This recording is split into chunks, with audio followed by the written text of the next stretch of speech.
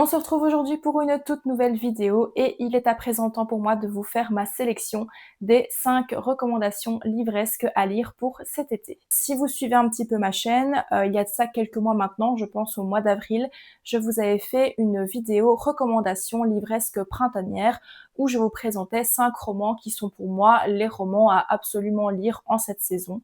Donc il était logique pour moi de vous faire à présent ma sélection estivale parce que c'est une saison que j'apprécie tout particulièrement et j'ai pas mal de lectures estivales dont j'ai envie de vous parler. Vous vous doutez bien que parmi cette sélection, il y aura pas mal de romans à l'ambiance un petit peu horrifique, glauque, malsaine, parce que c'est un petit peu mon dada, on va pas se le cacher. Mais j'ai tout de même sélectionné 2 romans qui sont des romans un peu plus feel good pour qu'il y en ait pour tous les goûts. Le premier roman que j'ai sélectionné pour cette vidéo recommandation livresque estivale est le roman L'aube sera grandiose, écrit par Anne-Laure Bondou et sorti chez Gallimard Jeunesse. C'est un roman qui a déjà quelques années, je pense maintenant. Je l'avais lu en tout cas il y a à peu près 6-7 ans maintenant. Je me souviens très bien au moment où je l'avais lu parce que c'était un été vraiment caniculaire et je l'avais lu d'une traite pendant un séjour en vacances. Donc ça avait été une lecture qui s'était avalée très très vite. D'ailleurs, le roman n'est pas très long, hein. Il fait à peu près 270 pages, 280 pages, ce genre de choses. Donc c'est une lecture qui se lit assez vite et assez bien. Dans ce roman, on rencontre Titania et sa fille Nin, qui a à peu près 15-16 ans, je pense, et qui, on le comprend, ont une relation un petit peu conflictuelle et compliquée, parce que Nin est en pleine adolescence. Donc évidemment, c'est un petit peu compliqué de communiquer entre la mère et la fille. Et Titania décide d'emmener Nin en voiture et de la conduire dans une maison au bord d'un lac. Sauf que Nin, elle comprend pas trop pourquoi sa mère décide de l'emmener dans cette maison, dans ce coin un petit peu paumé. Et c'est justement ce que va lui raconter Titania tout au long de ce séjour en voiture. Donc on va vraiment osciller entre le présent avec Titania et Nin qui essayent de communiquer dans cette voiture et les flashbacks qui vont en fait raconter l'histoire de Titania, de son enfance à son adolescence, de ce qu'elle a vécu dans cette fameuse maison. Et on va au fil de l'histoire comprendre pourquoi Titania a décidé d'emmener Nin dans cette maison au bord du lac. J'ai trouvé cette lecture vraiment très fraîche, très légère, très douce, mais qui aborde aussi des thématiques compliquées, puisqu'on va parler du deuil, on va parler du lien mère-fille, on va parler de la famille, etc. Donc ça traite à la fois de thématiques assez compliquées, mais Anne-Laure Bondou le fait d'une manière très douce, très légère, ce qui fait que le livre est très plaisant à lire, je trouve. Encore une fois, comme je vous l'avais dit, je l'ai lu vraiment très vite. Ça a été une lecture très facile à faire. Donc je pense qu'il peut être aussi bien lu par des ados que par des adultes. Dès qu'il y a des flashbacks dans un livre, moi je trouve que ça apporte une dimension supplémentaire au roman. Et je trouve qu'ici, ça avait vraiment toute sa place que de mettre des flashbacks dans ce roman. Ça apporte vraiment un plus au récit. Donc si vous aimez les romans à l'ambiance un peu road trip qui se passe en plein été avec cette ambiance estivale, cette chaleur qu'on ressent à travers ce livre, je vous conseille vraiment de lire L'aube sera grandiose qui pour moi a toute sa place dans cette sélection. À présent, on va changer d'ambiance avec le second roman que je vais vous présenter, puisqu'il s'agit du roman La mer des eaux de Rod Marty, qui est sorti chez Scrinéo. Ici, donc, on change complètement d'ambiance, puisqu'on se retrouve ici dans le Bayou aux États-Unis, en Louisiane, avec le couple que composent Emily et Christopher, qui viennent de vivre une période pas très évidente pour eux, puisque Emily vient de faire à nouveau une fausse couche, et elle vient d'apprendre que à la suite de cela, eh bien, il va être très difficile pour elle, voire même impossible d'avoir des enfants. Peu de temps après, Emily va recevoir un coup de téléphone qui va l'inviter à rencontrer sa mère biologique qu'elle n'a jamais connue, puisqu'Emily a été adoptée. Emily et Christopher, voyant cela un peu comme un nouveau départ, vont aller jusqu'en Louisiane, dans le bayou, dans ce coin un petit peu paumé où les habitants sont très bizarres, se connaissent un peu tous et vont très vite juger évidemment la venue d'Emily et Christopher. On va très vite se rendre compte en fait dans cette histoire que ce village et ses habitants vont avoir un impact sur le couple et sur leur visite dans ce village. C'est un roman évidemment à l'ambiance très sombre, très poisseuse, très malsaine. On est donc dans le bayou aux États-Unis, avec un petit peu ces légendes, ces mythes qui circulent.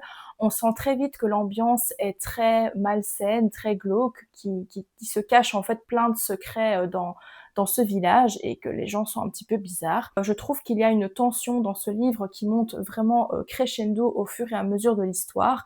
Et quand on arrive au point de chute de cette histoire, franchement, moi, j'ai plus pu lâcher mon bouquin. Je voulais vraiment savoir ce qui allait arriver à Emily et Christopher qui débarquent dans ce patelin et qui ne comprennent pas vraiment ce qui leur arrive en fait. Et j'ai vraiment adoré, j'ai passé un très bon moment avec ce livre. Ce roman traite de thématiques aussi qui sont très lourdes, très compliquées, parce qu'on va parler de racisme, on va parler de vaudou, on va parler du lien mère-fille, on va parler de la maternité aussi, qui est vraiment centrale dans cette histoire, puisqu'on suit en fait le personnage d'Emily qui veut à tout prix devenir maman malgré les différentes épreuves qu'elle vient de traverser. Je trouve que Rod Marty en fait a cette manière de raconter ce roman et ses autres romans, parce que j'ai lu aussi de lui Les Enfants de Pickwood et Les âmes inconscientes, qui sont deux autres très très bons romans de l'auteur que je vous conseille aussi, ceci dit. Et en fait, Rod Marty a ce talent d'écrire ses livres de manière très visuelle, qui fait que quand je lis un Rod Marty, j'ai vraiment l'impression d'être dans un film. Je suis vraiment immergée dans cette histoire et je visualise très bien les scènes qu'il décrit. Alors évidemment, je pense que le fait que ça s'apparente à un film, ça peut ne pas plaire à tout le monde parce que bon, je sais que certains lecteurs vont dire: «Ouais bon, enfin, si je lis ça, moi, autant que je regarde un film en fait. J'ai pas envie de lire un livre pour avoir l'impression d'être dans un film». Mais moi, c'est quelque chose qui me plaît beaucoup et qui m'accroche tout au long de ma lecture, qui me fait apprécier ce que je suis en train de lire. Donc pour ça, franchement, chapeau à Rod Marty parce que je pense que c'est pas évident de décrire des scènes qui nous immergent à ce point-là. Tout ça pour vous dire que si vous aimez les romans à l'ambiance un petit peu malsaine, poisseuse, glauque, avec un peu de folk horror, franchement, je vous conseille La Mer des Eaux de Rod Marty et n'hésitez pas à découvrir aussi ces autres romans qui sont pour moi tout aussi qualitatifs et très immersifs. Et donc pour moi, ça ne fait aucun doute que ce roman apparaisse dans ma vidéo de recommandations livresques pour l'été. On va à présent retourner dans une ambiance un peu plus douce, un peu plus légère avec le prochain roman de cette vidéo qui est Nous étions merveilleuses de Laure Rollier et qui est sorti ici en format poche au livre de poche. C'est un roman que j'ai découvert un petit peu par hasard sur YouTube. Il n'est pas très long, donc je m'étais dit bon allez, je vais le tenter.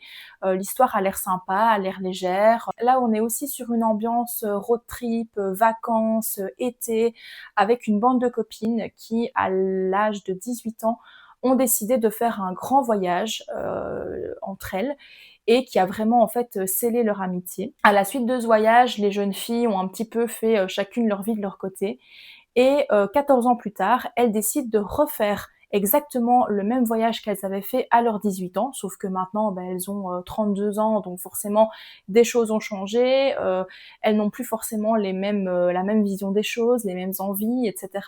Mais ce voyage est très important pour elles parce qu'il a vraiment une signification particulière. Je ne vous dis pas laquelle parce que sinon ce serait évidemment spoiler l'histoire, mais tout ce que je peux vous dire avec ce livre, c'est que c'est un roman qui est très doux, très léger, très frais. On voyage aussi énormément dans ce livre. On passe du rire aux larmes parce que voilà, il y a des émotions qui sont vraiment bien présentes dans cette histoire. Ça traite aussi de thématiques très importantes comme la maladie, l'amitié, la maternité aussi, les questionnements de l'âge adulte, ce genre de choses. Donc moi j'ai passé un très bon moment quand j'ai lu ce roman. Franchement, je l'ai lu très très vite et j'ai vraiment passé un très bon moment. Ça a vraiment été pour moi une bulle d'oxygène que de lire ce livre. Donc si vous avez envie d'une lecture qui n'est vraiment pas prise de tête, où vous allez passer par toutes les émotions possibles et imaginables, je vous conseille vraiment de lire Nous étions merveilleuses de Laure Rollier qui pour moi est vraiment une lecture feel good parfaite pour cet été.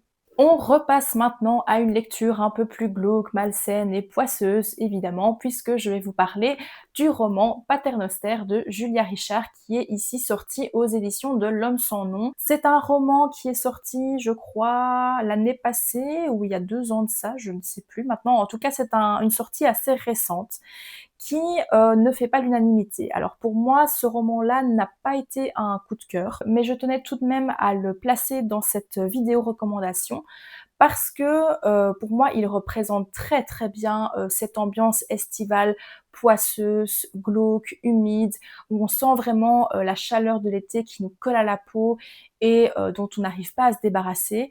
Et pour moi, ce roman traite aussi d'une thématique qui est très importante, je trouve.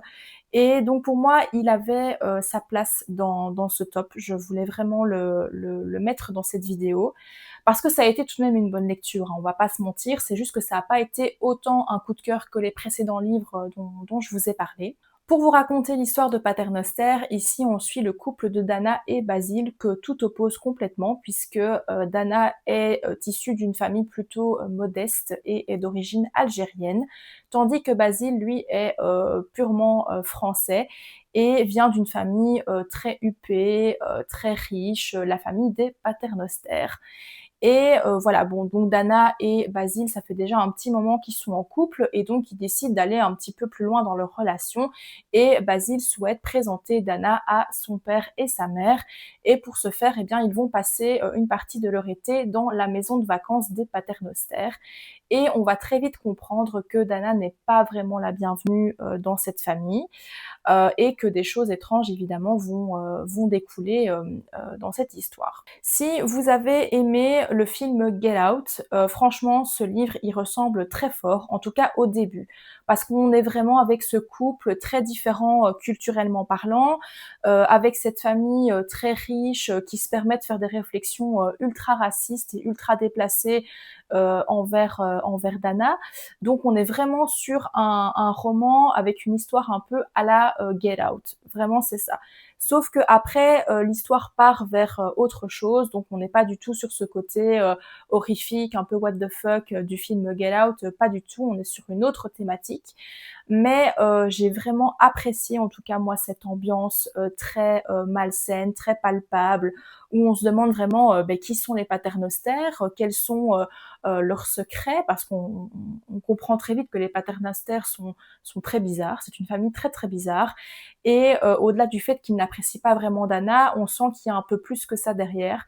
Et c'est vraiment ce que va nous relater ce récit que j'ai trouvé très intelligemment écrit et mené, parce qu'à la fin, on comprend vraiment ce qui se passe et on comprend quelle est la thématique sous-jacente de cette histoire que j'ai trouvée très intelligente.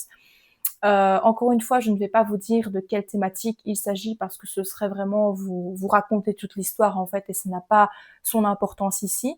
Mais je pense que ça pourrait vous plaire si vous aimez les histoires de secrets de famille, les histoires à l'ambiance vraiment très mystérieuse, très brumeuse, très glauque en fait, très malsaine. Ce livre est très particulier. Bon ici il y a aucun élément horrifique, hein, donc il y a pas d'élément horrifique du tout, mais on est vraiment sur une ambiance très lourde, très pesante, qui je pense pourrait plaire à un certain nombre de lecteurs. Mais encore une fois, comme je vous l'ai dit, avec ce livre, je pense que soit ça passe, soit ça casse. Pour moi, ça n'a pas été un coup de cœur, mais je tenais vraiment à le placer dans cette vidéo. Donc si vous cherchez tous ces éléments-là dans un livre pour cet été, je vous conseille vivement de lire Paternoster de Julia Richard. Et enfin, on termine cette sélection avec pour moi le livre à lire cet été. J'ai choisi le roman Les filles de Roanoke de Amy Engel et ici je l'ai en format poche et c'est sorti chez J'ai lu. Ce livre, pour moi, c'est un livre incroyable, Les filles de Roanoke, parce que c'est un livre qui est waouh. Enfin, pour moi, ça a été une claque ce livre. Je l'avais acheté sans me poser trop de questions. J'étais allée un petit peu à l'aveugle avec ce livre parce que j'avais vu qu'il était écrit par Amy Engel, qui a écrit aussi la trilogie de The Book of Ivy que je n'ai pas lu du tout. Mais ici, avec Les filles de Roanoke, on est sur un genre complètement différent.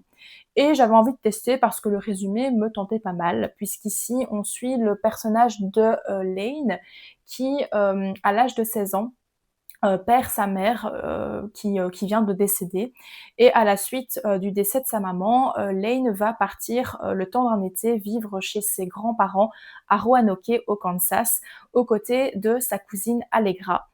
Et donc on va en fait dans cette histoire osciller entre passé et présent, puisque donc on suit non seulement, l'été qu'a vécu, Lane et Allegra dans, cette famille, au Kansas à Roanoke, et on suit aussi des éléments du présent, puisqu'on suit aussi Lane à l'âge de 28 ans, qui reçoit un coup de téléphone de son grand-père pour lui dire que Allegra a disparu et qu'il doit absolument retourner à Roanoke pour les aider à retrouver sa cousine, en fait, qui a disparu. Et donc ce livre aussi vraiment entre passé et présent, et j'ai beaucoup, beaucoup aimé ce roman, je l'ai vraiment adoré, ça a été pour moi un coup de cœur ce livre. Au fil du temps, on comprend que cette famille est très bizarre, qu'elle cache de lourds secrets, et on va découvrir ces éléments non seulement dans les flashbacks et dans les éléments du présent avec Lane qui essaye de retrouver sa cousine et de savoir ce qui s'est passé à Roanoke en fait. Et j'ai trouvé ça incroyable parce que ici on traite une thématique qui est vraiment taboue dans notre société et qui je trouve est encore trop bien dissimulée actuellement. Et je trouve que Amy Engel traite de cette thématique d'une manière très intelligente. Attention, c'est un livre qui est très compliqué malgré tout parce qu'il traite une thématique qui est pas facile. Et je pense que si vous êtes victime de ce qui se passe dans ce récit, ça pourrait être assez traumatisant. Donc je pense que c'est pas un livre qui pourrait être lu par tout le monde. Et je pense que même si vous n'avez pas été victime de ce qui se passe dans le livre, ça pourrait être assez difficile à lire. Mais moi, j'ai trouvé ça en fait tellement bien amené et tellement intelligemment amené que j'ai pas pu lâcher le bouquin et je voulais savoir jusqu'où l'autrice allait aller avec cette idée. Et j'ai vraiment adoré.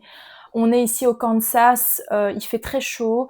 On a aussi cette sensation de cette chaleur qui est là, où on sent cette odeur de poussière, de transpiration, de chaleur, qui est vraiment omniprésente tout au long du récit, aussi bien dans les flashbacks que dans le temps présent. Et j'ai vraiment apprécié ce roman pour ça aussi. Au niveau de l'ambiance, j'ai trouvé qu'on était un peu dans une ambiance à la Pearl ou X, si vous avez vu les films Pearl et X, c'est vraiment cette ambiance-là qui est représentée. Alors pas du tout pour le côté horrifique, hein. De nouveau, là, il n'y a aucun élément horrifique, il n'y a aucun élément fantastique. On est vraiment sur une histoire de secret de famille, d'ambiance, de chaleur estivale, très poisseuse, très crade, très malsaine. Donc on n'est pas du tout sur un récit horrifique ou quoi ou qu'est-ce, mais vraiment si vous aimez cette ambiance à la Pearl ou X pour ce côté maison abandonnée en pleine campagne, en plein milieu des champs de maïs, ce genre de choses où il fait très chaud en permanence, je vous conseille vraiment Les Filles de Roanoke parce que pour moi ça a été un véritable coup de cœur. Je sais que ce roman ne fera pas l'unanimité, mais je tenais vraiment à en parler dans cette vidéo parce que pour moi ça a été un véritable coup de cœur estival. Voilà, c'en est tout pour ma sélection de mes 5 romans à lire pour cet été. Donc j'espère que je vous ai donné un petit peu des idées si vous ne savez pas quoi faire de votre été en termes de lecture. N'hésitez pas à me dire, vous, quels sont pour vous les romans parfaits à lire pour l'été. Je serais vraiment très curieuse de vous lire et d'échanger avec vous, ça me fait toujours très plaisir. Encore une fois, je voulais vous remercier si vous avez vu cette vidéo jusqu'au bout et si vous regardez mes vidéos de manière assidue, ça me fait d'autant plus plaisir. N'hésitez pas à vous abonner à ma chaîne si vous avez envie d'en découvrir davantage, ça me ferait vraiment plaisir et ça vous permet à vous d'être au courant de mes prochaines sorties de vidéos où je parlerai d'autres bilans lecture, d'autres recommandations livresques, ce genre de choses. Donc si ça vous plaît, n'hésitez pas à vous abonner et quant à moi, je vous dis à la prochaine pour une nouvelle vidéo. Bisous!